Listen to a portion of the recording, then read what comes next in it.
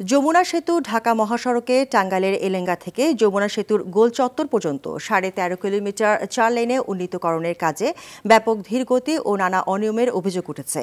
একটি ফ্লাইওভার, দুটি আন্ডারপাস ও একটি সার্ভিস লেন নির্মাণে এখনও কোনো উদ্যোগই নেওয়া হয়নি। এতে প্রতিদিনই ভোগান্তির শিকার হচ্ছেন এই পথে চলাচলকারী যাত্রী ও চালকরা। টাঙ্গাইল থেকে কামাল হোসেনের পাঠানো প্রতিবেদন জানাচ্ছেন সৈয়দা সামিয়া তামান্না। ঢাকা টাঙ্গাইল যমুনা সেতু মহাসড়কের চন্দ্রা থেকে এলেঙ্গা পর্যন্ত 4 লেনে উন্নীতকরণের পর এবার এলেঙ্গা থেকে যমুনা সেতু পর্যন্ত 13.5 কিলোমিটার 4 লেনের কাজ চলছে। তবে কাজে ধীরগতির কারণে দীর্ঘ যানজট, দুর্ঘটনা সহ প্রতিনিয়ত নানা দুর্ভোগ পোহাতে হচ্ছে এই রুট ব্যবহারকারীদের। সাসেক 2 প্রকল্পের আওতায় ঠিকাদারি প্রতিষ্ঠান আব্দুল মোনেম লিমিটেড 601 কোটি টাকা ব্যয়ে মহাসড়কটি 4 লেনে উন্নীতকরণের কাজ হাতে নেয়। প্রায় 2 কিলোমিটার সম্পন্ন হলেও এখনও 11.5 কিলোমিটার কাজ চলমান। যাত্রীদের অভিযোগ, অনিয়মের কারণে এখনও পর্যন্ত শুরু হয়নি ফ্লাইওভার, ব্রিজ, আন্ডারপাস সহ সার্ভিস লেনের কাজ। নরমাল হইতাছে কাজটা, কিন্তু আসলে কাজ তো তেমন ওটার নাগাল তো মজবুত হবো না।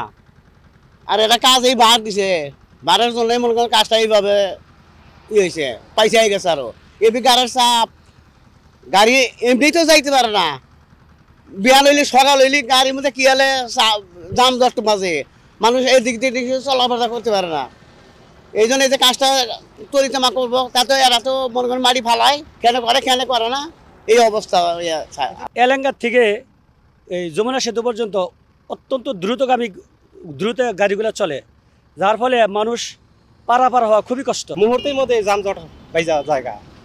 এখন এই রাস্তা যদি ঈদের আগেই না হয়, ঠিক না হয়, তাহলে তো আরো মনে করেন যে ভোগান্তি পড়বো মানুষ। আপনি রাস্তার কাজ খুব ধীরগতিতে হচ্ছে। আমরা চাচ্ছি যে এই কাজটা একটু অতি তাড়াতাড়ি হলে আমাদের সুবিধা হবে। যানজটে একবারে মনে করেন যে গাড়ির জন্য পারি হওয়া যায় না, রাস্তা এত খারাপ।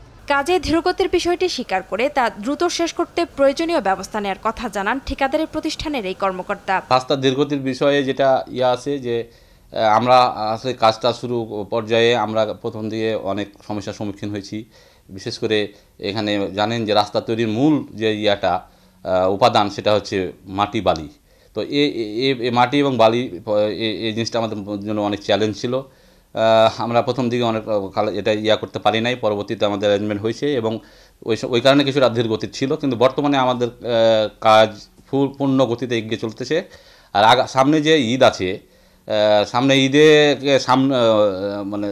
সামনে রেখে যাতে উত্তরবঙ্গগামী মানুষ ঈদে যেতে যেন কোনো ধরনের যেন যানজটের সম্মুখীন না হয় এবং মানুষ যেন নিশ্চিন্তে বাড়ি যেতে পারে, সেটার জন্য আমাদের কোম্পানি আব্দুল মোনেম লিমিটেড দিনরাত পরিশ্রম করে যাচ্ছে এবং আমরা আশা করতেছি যে আগামী ঈদে এই ধরনের আগেরবারের মতো কোনো ধরনের কোনো জ্যাম রাস্তায় সৃষ্টি হবে না। প্রতিদিনের এই ভোগান্তি থেকে রেহাই পেতে দ্রুত মহাসড়কটির কাজ সম্পন্ন করার দাবি ভুক্তভোগীদের। সৈয়দা সামিয়া তামান্না, RTV।